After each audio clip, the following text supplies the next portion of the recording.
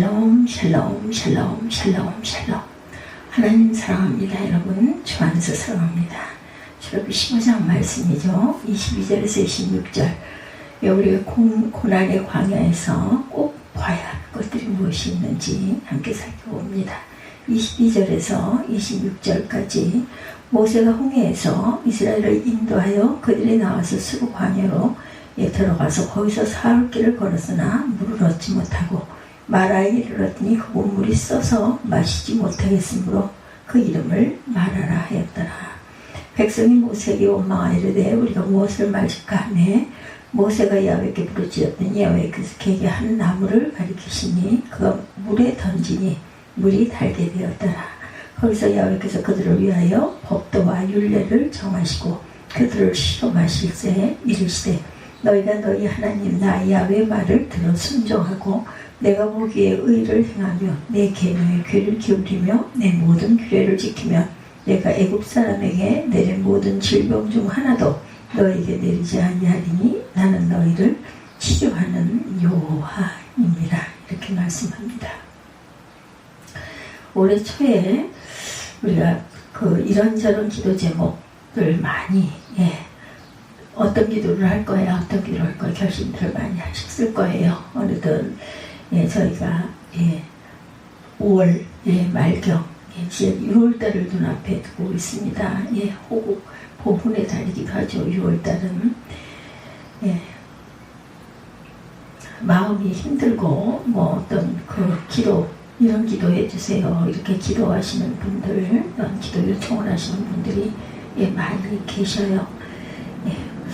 기차를 타고 서울역에서 부산까지 가려면 반드시 거쳐야 하는 터널들이 있다는 것이죠. 또 부산에서 서울에서 부산까지 또는 강원도까지 우리가 또 설악산을 보러 가려면은 어떤 터널들 요즘에는 터널 서너 개 지나가고 나면은 금방 가고 싶은 설악 보게 되더라고요 보니까. 근데 정치는 예만 못합니다. 기차를 타고 서울역에서 부산까지 가려면 거쳐야 하는 터널들 우리나라는 산이 많기 때문에 터널을 뚫어서 기찻길을 만들었습니다. 서울에서 부산까지 가려면 많은 터널을 지나야 하죠. 어떤 사람이 서울역에 앉아서 기도합니다. 오늘은 터널 만나지 않게 도와주옵소서. 터널을 절대 만나지 않도록 기도하죠. 그렇게 기도하면 부산에 안 가겠다는 소리죠. 부산역으로 가려면 반드시 터널을 지나야 돼요. 그래서 그 청년들에게 이런 이야기를 해줍니다. 항상 기도할 때 고난이 찾아오지 않게 해달라고 내 인생의 터널이 없게 해달라고 기도하는 건 옳은 기도가 아니다. 응답을 받을 수가 없다. 하나님의 창조 질서 그것이 분명히 있기 때문에 전도서 7장 14절에 보면 형통한 날에는 기뻐하고 공고한 날에는 되돌아봐라. 이 두 가지를 하나님이 병행하게 하사 사람이 그의 장래를 능히 알지 못하게 하시느니라 이렇게 말씀하고 있어요. 하나님의 인생의 서울역에서 출발해 부산역까지 가는데 터널을 거쳐야만 도착을 하죠. 기찻길에 터널이 있다는 것은 돌아가지 않고 빠르게 직선거리로 간다라는 것이죠. 그래서 우리가 늘 기도해 나와 터널이 있는 인생이 없는 인생이 하게 해달라고 밝은 태양만 보게 해달라고 기도하는 것 하나님의 그 원리 하나님께서 만들어 놓으신 질서를 잘 모르고 하는 기도라는 것 하나님의 두 가지를 병행하게 하시는데 그 이유는 형통한 날에는 기쁨을 맞이하게 하려고 우리는 기쁨을 잘 누리지 못하죠. 기쁨 잘 누리십니까? 여러분들 어떠십니까? 많지 않으세요? 그렇게 매일 기쁨만 있는 그런 삶은 형통한 날에는 기쁨을 누리고 표현하고 하나님께 찬양하고 감사하고 사람들에게도 이야기하는 것이 형통한 날에 주신 하나님의 지침입니다. 그런가 하면 공고한 날에는 생각하라 되돌아보라는 것이죠. 내 인생의 지난 날을 돌아보고 지금 나가고 있는 길 잘 가고 있는지 또 어떤 은혜를 하나님께서는 주셨는지 기억하고 되돌아보고 이러한 시간들을 가져라 이렇게 말씀합니다. 이게 인생의 터널을 지날 때 하나님이 우리에게 원하시는 거예요. 그래서 항상 우리가 기도회로 모일 때 저에게는 인생의 터널이 없게 해주옵소서라고 기도하는 것이 아니라 인생의 터널이 찾아올 때 그것들을 잘 극복하고 넘어서게 해주옵소서라고 기도한다는 거죠. 터널을 잘 지나오면 얼마나 유익한지 오늘 본문에서 우리가 보는 내용 메시지가 바로 이런 내용입니다. 일생의 가슴이 터지듯 기쁜 날 본문 내용이죠. 홍해를 건넜어요. 400년 동안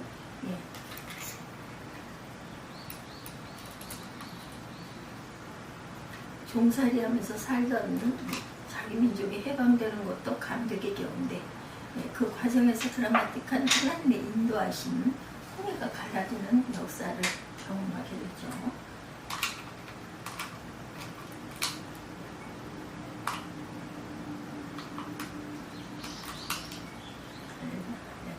할렐루야, 할렐루야, 할렐루야, 할렐루야.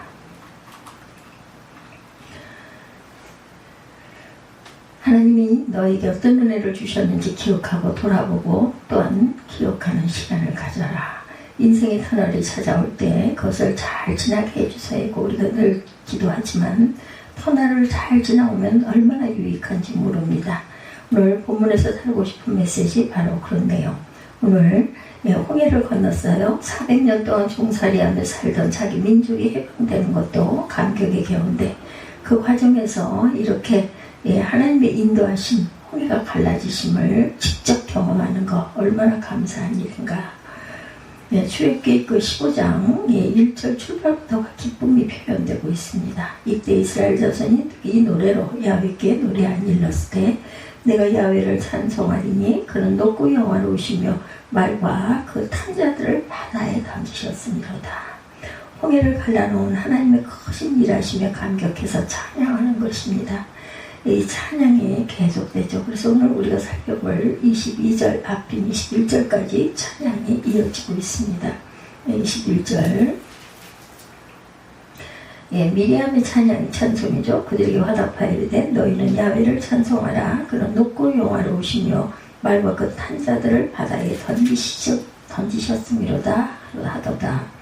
모세가 홍해에서 이스라엘을 인도하며 그들이 나와서 수르바냐로 들어가 거기서 사흘길을 걸었으나 물을 얻지 못하고 마라 이르렀더니 그곳 물이 써서 마시지 못하겠으므로 그 이름을 마라라 하였더라. 백성이 모세에게 원망하여 이르되 우리가 무엇을 마실까 하며 모세가 야훼께 부르짖었더니 야훼께서 그에게 한 나무를 가리키시니 그와 물에 던지니 물이 달게 되었더라. 거기서 야훼께서 그들을 위하여 법도와 율례를 정하시고 그들을 시험하실 때 이르시되 너희가 너희 하나님 야훼 말을 들어 순종하고 내가 보기에 의를 행하며 내 계명에 귀를 기울이며 내 모든 규례를 지키면 내가 애굽 사람에게 내린 모든 질병 중 하나도 너에게 내리지 아니하리니 나는 너희를 치료하는 야훼임이라. 이렇게 말씀하고 있죠. 하나님의 일하심이 기뻐하도록 내버려 두시지 종전에 큰 기쁨이 가셔버렸어. 한 사흘길을 걸었는데 목이 말라 죽겠더라. 그 와중에 우리가 어떻게 기뻐할 수가 있습니까? 인 거죠. 홍해에서 이스라엘을 인도하여 그들이 나와 수르바냐로 들어가 거기서 사흘길을 걸었으나 물을 얻지 못하고 마라에 이르렀더니 그곳 물이 써서 마시지 못하겠으므로 그 이름을 마라라 하였더라. 그래서 기쁨은 그만 싹 사라졌습니다. 그리고 백성이 모세에게 원망하여 이르되 우리가 무엇을 마실까 하며 그 와중에 기뻐할 수가 없어요. 얼마나 목이 말랐겠습니까? 오늘 본문 앞서 노래하고 오늘 본문 그 다음에도 너무나 아름다운 엘림 동산으로 인도받는 기쁨이 나오죠. 27절에 그들이 엘림에 이르니 거기에 물샘 열들과 종려나무 70그루가 있느니라. 거기서 그들이 그 물 곁에 장막을 치니라. 이제 여기서 살자, 여기서 머무르자 이렇게 된 거죠. 이것을 읽는데 중국의 그 황사가 날아와서 검색을 해보니 미세먼지 지수가 좋아지면 너무나 상쾌하고 기쁘겠죠. 그 상황, 엘림 동산으로 인도를 받았는데 가운데 부분만 딱 떼어나면 연결이 너무 자연스럽습니다. 홍해를 건넌 기쁨을 노래하고 기적을 노래하는 상황에서 엘림 동산으로 인도함을 받았으면 얼마나 좋았겠는가. 그런데 왜 하나님은 중간에 찬물을 끼얹는 일들을 이렇게 허락하셨을까? 성경에 그 이유에 대해서 알려주고 계십니다. 25절에 모세가 야훼께 부르짖었더니 야훼께서 그에게 한 나무를 가리키시니 그가 물에 던지니 물이 달게 되었더라. 그것을 야훼께서 그들을 위하여 법도와 율례를 정하시고 그들을 시험하실세. 무엇을 시험하셨어요? 26절이죠.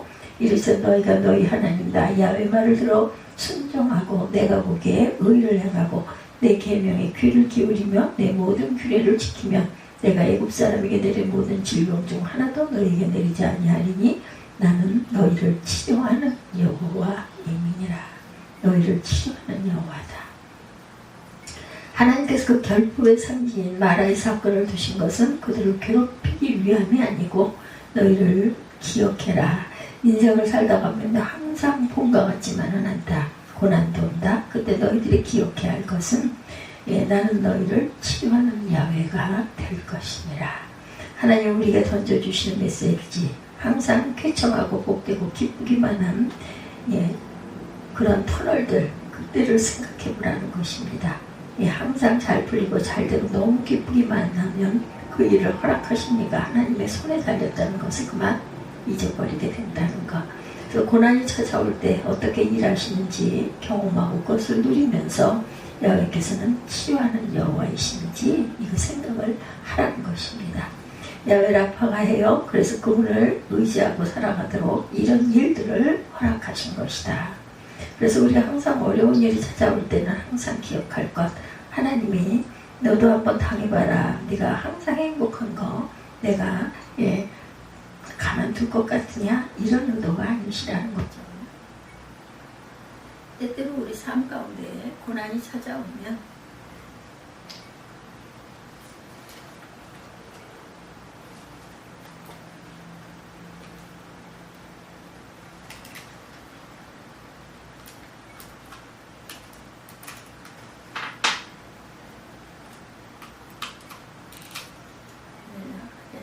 할렐루야, 할렐루야, 할렐루야, 할렐루야, 할렐루야.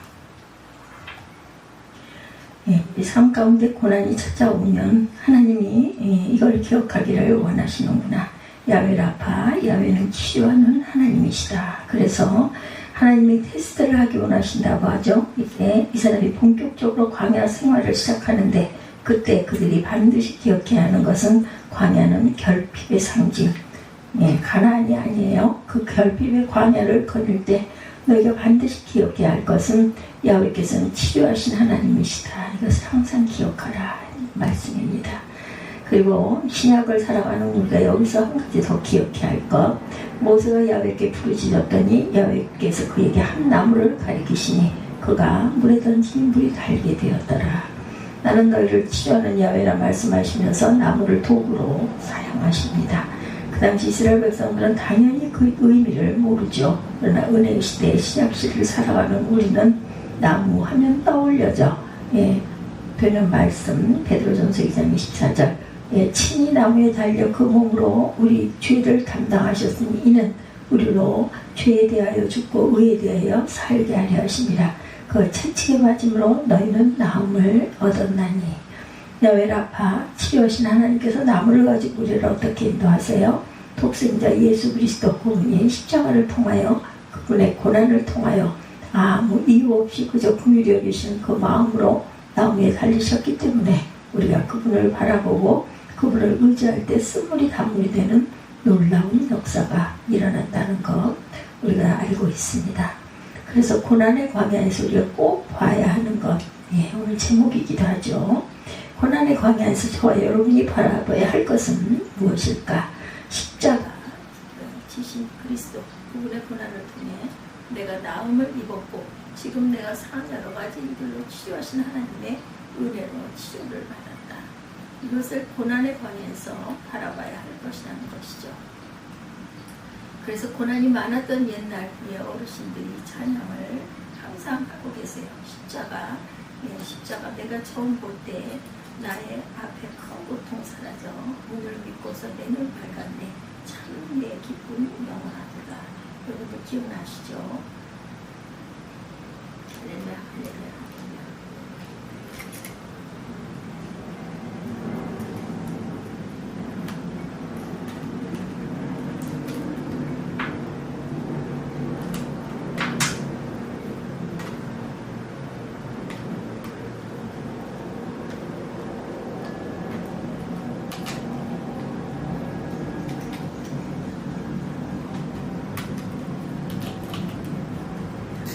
할렐루야, 할렐루야, 할렐루야, 할렐루야, 할렐루야. 고난의 광야에서 저와 여러분이 바라봐야 할 것, 십자가 지신 예수 그리스도, 그분의 고난을 통해 내가 나음을 얻었고, 지금 내가 심한 여러 가지 일들로 치료하시는 상한 마음을 치료해 주신 하나님의 은혜, 그 치료, 이것을 고난의 광야에서 바라봐야 할 것들이다. 그래서 고난이 많았던 옛날 어르신들은 늘 이 찬양을 달고 살았어요. 십자가 내가 처음 볼 때 나의 마음에 큰 고통 사라져 오늘 믿고서 내 눈 밝았네 참내 기쁨 영원하도다. 여기 큰 고통이 나오고 결론은 기쁨을 빼앗기지 않았음을 노래하고 있습니다. 그 과정에서 우리가 바라봐야 하는 것, 그리스도의 십자가 그리고 나무입니다. 항상 예배 드릴 때마다 이 사실을 한번 깨닫고 광야 같은 한 주가 살아갈 때 그 십자가가 내 마음의 고통을 사라지게 하는 하나님의 축복의 선물이라는 것을 인식하고 우리 그렇게 함께 힘차게 살아가십시다. 이런 점에서 저는 우리가 항상 기억해야 하는 것, 나는 너를 치료하는 야훼임이라. 본문을 묵상하며 모세가 그 일을 너무나 모험적으로 잘하는 것을 볼 수가 있습니다. 22절에 모세가 홍해에서 이스라엘을 인도하며 홍해로 인도하시는 분은 누구? 하나님이십니다. 그런데 놀랍게도 하나님께서는 모세가 인도했다고 기록합니다. 그 의미는 모세가 하나님이 맡겨주신 그 일을 위해 받아 이스라엘을 지도하는 권한을 부여받았음을 의미하고 있습니다. 지도자는 어떤 특징이 아니라 여기에 있는 모든 저와 여러분들이 모두 다 지도자입니다. 저는 전업주부인데요. 가장 중요한 지도자. 가정이 너무나 소중한 아들, 너무나 소중한 딸을 위해서 모든 일을 그만두고 아이를 섬기는 지도자가 되신 거죠. 한 나라의 지도자, 대통령, 국회의원, 정치 지도자들을 잘 만나면 모든 국민들이 편안합니다. 한 교회의 지도자를 잘 만나면 모두 성도들이 은혜를 받습니다. 한 가정에서 우리 아들이, 우리 딸이 나 같은 지도자, 엄마, 아빠의 나 같은 지도자를 잘 만나면 아이들의 인생에 혼란이 없습니다. 여러분 모두 가정의 엄마, 아빠, 직장에서는 부장님, 과장님, 대리님, 누구든지 다 지도자들이시죠. 오늘 예수 믿는 사람으로 어느 자리에 있든 어느 가정에든 좋은 지도자들이 되시기를 바랍니다. 좋은 지도자가 되시면 그 자녀들이, 그 구성원들이 혜택을 누리게 되는 것. 오늘 모세가 바로 지도자로서 본을 보여주고 있습니다. 오늘 본문에서 모세를 통해서 우리도 모세처럼 좋은 지도자가 되고 싶다면 고난의 터널을 지날 때 모세가 있던 두 가지를 우리도 꼭 배우시기 바랍니다. 치료자 하나님을 기억합니다. 첫째, 23절이죠. 마라 이를 얻더니 그 우물이 써서 마시지 못하겠으므로 그 이름을 마라라 하였더라. 그러더니 백성들은 사람을 상대해서 백성이 모세에게 원망하여 이르되 우리가 무엇을 마실까 하며 모세는 인간을 상대하지 않고 하나님을 하나님 앞에 부르짖습니다. 왜 하나님께 부르짖었을까? 이미 모세는 하나님의 테스트하시면서 궁금해하셨던 것을 알고 있어요. 이 마라의 선물을 통해 하나님이 그들에게 가르쳐주고자 했던 것, 나는 너희를 치료하는 야훼임이라. 아멘. 이걸 지도자 모세는 알고 있었던 거죠. 그래서 백성들은 사람을 상대하고 사람에게 책임을 묻는데 모세는 하나님 앞에 기도합니다. 우리 어머니 아버지들이 그 가정에서 자녀들에게 모세와 같은 지도자가 되시기를 주님의 이름으로 축복합니다. 너무너무 당황스러운 일을 만나고 난감한 일을 만날 때 누구 탓, 네 탓이야, 내 탓이야 할 것이 아니라 서로 탓을 할 것이 아니라 아이들이 그것을 지켜보고 있다는 것을 늘 기억하고 나는 과연 누구를 의지해야 되나. 이 본문의 말씀을 전하기로 결심한 것은 한 가정이 마라의 쓴물을 만나서 너무너무 힘든 가정에 대한 우리 간증들을 많이 듣죠. 서부아프리카 브리키나 파소라는 너무나 생소한 지역에 그리스도를 너무나도 사랑했기 때문에 복음을 전하러 가셨는데 남편이 36살 되던 해에 너무나 갑작스럽게 돌아가 버리셨어요. 젊은 선교사님이 죽고 나니 그때 당시 아들을 임신 중이었고 큰 아이를 큰 아이가 두 살 반, 2돌 반이 됐다고 합니다. 마라의 쓴물을 만난 거죠, 이 사건. 그리고 그 감정을 들으면서 마음이 먹먹했던 것이 자신을 다 오픈하시는 그러한 그 마음. 10대 때 아버지가 돌아가시고 어머니도 돌아가시고 이분 표현을 빌리자면 고아로 자랐다는 것입니다. 그래서 행복하고 싶었고 너무 좋은 남편을 만나 딸 하나 낳고 아들을 임신하여 너무나 행복한 꿈을 꾸고 있을 때 마라의 쓴물이 찾아왔다. 근데 이번에 그 간증을 듣는데 마음이 우리의 마음이 모두 다 먹먹해요. 그렇죠? 너무나 행복한 꿈을 꾸고 있을 때 마라의 쓴물이 찾아온 곳이라는 것이죠. 왜 우리 아빠를 데려가셨나? 원망이 나오는 건 당연합니다. 그 고난주간 아주 선교사님들의 간증이 바로 이런 내용이었다고 그래요. 아들이 참 방황을 했고 하나님 하시는 일에 대한 원망을 하다가 갑자기 목소리가 커지면서 아들이 그렇게 방황하는 것을 보시면서 아들아, 너 궁금한 거 어떻게 다 설명해 줄까? 어떻게 할까? 엄마의 삶을 통해 우리 가정에 하나님이 왜 그렇게 하셨는지 내가 다 말해줄게. 설명해 줄게. 눈물이 나서 어떤 말도 할 수가 없었겠죠. 너무 좋은 지도자인데 그 어머니가 방황한다고 생각했을 때 어머니도 같은 혼란을 겪는다고 생각을 했을 때 좋은 지도자가 바로 어머니가 되셨다. 어머니의 간증은 계속 되뇌이고 있는데 개인적으로 그분을 만나보니 부끄러워서 너무 수줍음이 많으세요. 그리고 얼마나 긴장을 하시는지 저녁 식사도 제대로 못하시더랍니다. 도대체 무엇이 이토록 그 선교사님으로 하여금 두 아이를 지키는 용사가 되게 하셨는가. 놀랍게도 그렇게 남편을 돌아가시고 약해진 것이 아니라 남편이 돌아가고 나니 더 힘이 났다라는 거죠. 이제는 내가 정신을 차려야 되겠다. 도대체 그 과정에서 어떤 일이 있었길래 그 생각을 하다가 이지성 교수가 떠올랐다고 그래요. 이지성 교수 여러분들 아시죠? 23살 때 만취 운전자로 인해서 사고를 당해서 온몸에 중화상을 입은 수술을 40번을 넘게 했답니다.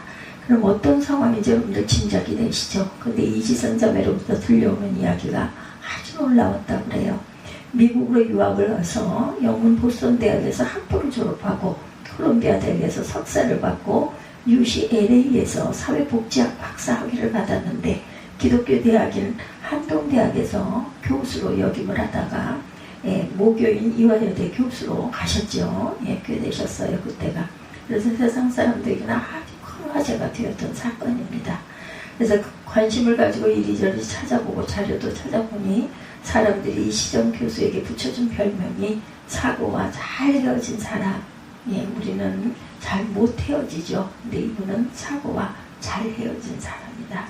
10년, 15년 그 상처 때문에 트라우마를 겪고 비슷한 상황을 겪으면 우울하고 상처가 올라오고 그러는데 이 교수는 자기 상처와 잘 헤어진 사람이다. 그 과정에서 어떤 일이 있었을까요? 누군가의 도움 없이는 살아갈 수 없는 상태에 빠졌을 때 나를 향한 완벽한 도움의 손길이 있었던 것이죠. 그 손길이 얼마나 귀하고 소중한 줄 아니 그 손길에 연결되지 못한 이들을 돕고 싶었다라는 것입니다. 병원에 있으면서 그런 일을 돕고 싶은 마음에 공부해야겠다 결심을 하셨다고 그래요. 이분이 누군가의 도움 없이는 살 수 없는 절망적인 상태에 빠졌을 때 이분이 경험했던 완벽한 도움의 손길, 하나님, 절망 상황에서 만나주신 하나님이십니다. 그 하나님을 항상 간증하고 다니죠. 누군가의 도움 없이는 살아갈 수 없는 절망적인 상황에 빠졌을 때 완벽한 도움에 주신 손길, 그게 간증하신 이후 20년 안쪽으로 계속되고 있습니다. 그게 바로 이화여대 사회복지학과 교수로 세움을 받게 된 그런 사건이죠. 이런 간증은 이 선교사님이 그렇게 여리고 소심해 보이는 그분이 두 아이의 지도자로 아들과 딸을 완벽하게 보호하는 놀라운 지도자가 될 수 있었던 비결의 답이 누구의 도움도 받기 어려운 상황에 빠졌을 때 하나님께서 그를 어떻게 인도하셨기에 그러니 아들이 방황할 때 자신있게 말합니다. 엄마가 다 설명해 줄게. 아빠가 왜 이렇게 일찍 하셔야 하는지 우리가 지금 왜 이런 만화의 쓴물이 나와서 우리가 만나게 되었는지 엄마가 설명해 줄게. 이렇게 자녀들에게 이해를 시켰다 그래요. 내가 내 삶을 통해서 보여줄게. 그게 무슨 뜻인지 우리는 잘 알겠죠. 어머니가 우리의 어머니가 또한 어머니의 어머니가 그렇게 사셨다라는 거예요. 좋은 지도자, 좋은 어머니, 좋은 아버지가 되기를 바란다면 하나님 앞에 저와 여러분이 말아야 쓴물 누군가의 도움 없이는 살아갈 수 없는 상황이 내 인생에 닥쳤을 때 치료자 되시는 하나님 야훼 라파, 나는 치료하는 하나님이라. 이 간단한 사실을 기억해 이뤄내는 믿음의 저와 여러분들이 되시기 바랍니다. 그 분당에 있는 우리 교회 박물관, 교회가 되지 않기 위해서 안간힘을 쓰고 있다고 하네요. 박물관 교회가 되지 않고 현상유지적인 교회가 되기 위해서 애쓸 것들이 많다고들 이야기를 하신다고 합니다. 그중 하나는 저와 여러분의 삶에 그것을 경험하고 체험하는 것이죠. 진짜 하나님이 치유하시네, 정말 하나님께서 날 위해 일하시네, 이론이 아닌 많은 성도들이 체험하게 되시기를 바랍니다. 우리의 삶 속에서 그것을 소원하며 기도해야 할 것이죠. 두 번째, 필요한 에너지 낭비를 피합시다. 두 번째, 만날 때 기억해야 할 것, 불필요한 에너지 낭비 피하기. 이것은 24호절입니다. 오늘 본문 말씀이죠. 15장 22절에서 26절까지 내용입니다. 24호절에 보니 백성이 모세에게 원망하여도 우리가 무엇을 마실까 하며 모세가 야훼께 부르짖었더니 야훼께서 그에게 한 나무를 가리키시니 그가 물에 던지니 물이 달게 되었더라. 거기서 야훼께서 그들을 위하여 법대와 율례를 정하시고 그들을 시험하실세. 이렇게 되어 있어요. 심리학자들이 이런 이야기를 많이 한다고 합니다. 인간이 가지고 있는 투사심리라는 것을 이야기한다고 그래요. 내가 겪고 있는 불행, 가슴 아픈 원인을 남에게서 찾아내고자 하는 본능이 우리가 가지고 있는 투사심리랍니다. 지금 백성들은 뜬금없이 모세를 원망합니다. 모세도 자기들하고 똑같은 처지인데 하나님이 모세만 물을 주셨다면 이건 원망이 가능하겠지만 모세가 계획하고 인도한 것도 아니고 오늘 우리가 너무나 소모적이고 불필요한 에너지를 고통 중에 있을 때 더 많이 낭비하지는 않는지, 부부가 정말 더 하나가 되어야 할 때 마라의 쓴물을 만날 때라는 것 돌아봐야겠죠. 그때 가장 소모적, 너 때문에 무능한 당신 만나 내가 이렇게 되었다라고 하는 그 사실 자체가 그 무능하고 욱박지르면 더 무능해지고 위축이 돼요. 숨을 쉴 수가 없게 되겠죠. 그래서 우리는 인생의 불필요한 에너지를 줄여야 한다. 더구나 인생에서 마라가 찾아올 때 모세가 야훼께 부르짖었더니입니다. 우리가 만난 여러분들 많은 주변에 간직하시는 많은 분들이 계세요. 비슷합니다. 내용들이. 남편이 부교육자 시절일 때 교회가 분쟁이 있었다고 합니다. 어느 교회는 교회 어려움이 생기면 담임 목사님파, 장로파, 또한 강해파 이렇게 나눠진다고 그러죠. 주원하는 게 부교육자들이라고 해요. 새우등 터지는 꼴인 거죠. 자세히는 모르지만 남편 목사가 갑자기 돌아가십니다. 그 사모님의 고난주간을 만나게 된 것이죠. 이렇게 공교롭고 힘든 이런 상황에서도 우리가 무엇을 만날 때, 하나님을 만날 때 마라의 쓴물이 단물로 변한다는 거죠. 사람 앞에서 웃으라, 하나님 앞에서 울어라, 이런 말씀이 있습니다. 이분이 하나님께 이 말씀을 받고 두 자녀를 키울 때 이 문구가 자신을 견고하게 만들었다, 이런 간증을 듣습니다. 고난주간에도 하나님 앞에 통곡을 하면서 그렇게 본인의 무거운 짐을 하나님께 내려놓고 기도했던 것이 두 아이를 잘 기르고 잘 돌보게 되셨다라는 그런 아주 평범한 우리 모두가 겪고 있는 그런 내용들, 우리가 무엇을 깨달느냐가 중요하고 그 깨달음을 통해서 내가 어떻게 변하느냐가 중요하다라는 것. 또 어떤 분은 청소년 사역을 하시는 분인데 너무나 착하고 온순한 중고등부를 맡았기 때문에 마음고생이 별로 없으셨다고 그래요.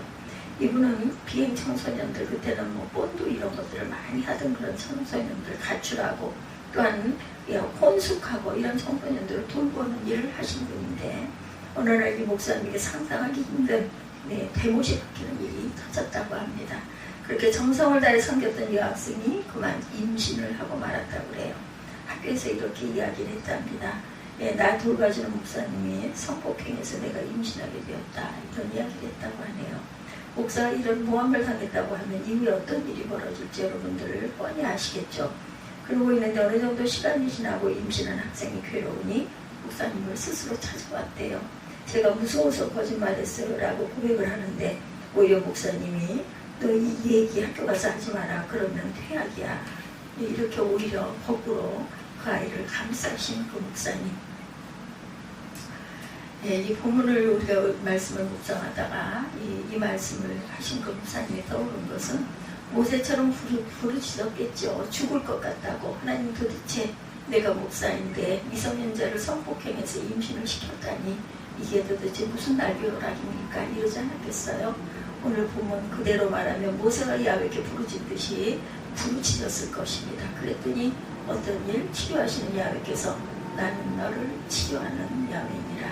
그래서 목사님 마음이 치유가 되었을까요? 마음이 치유되면 나타나는 증상, 가해자가 불쌍해진다는 것이죠.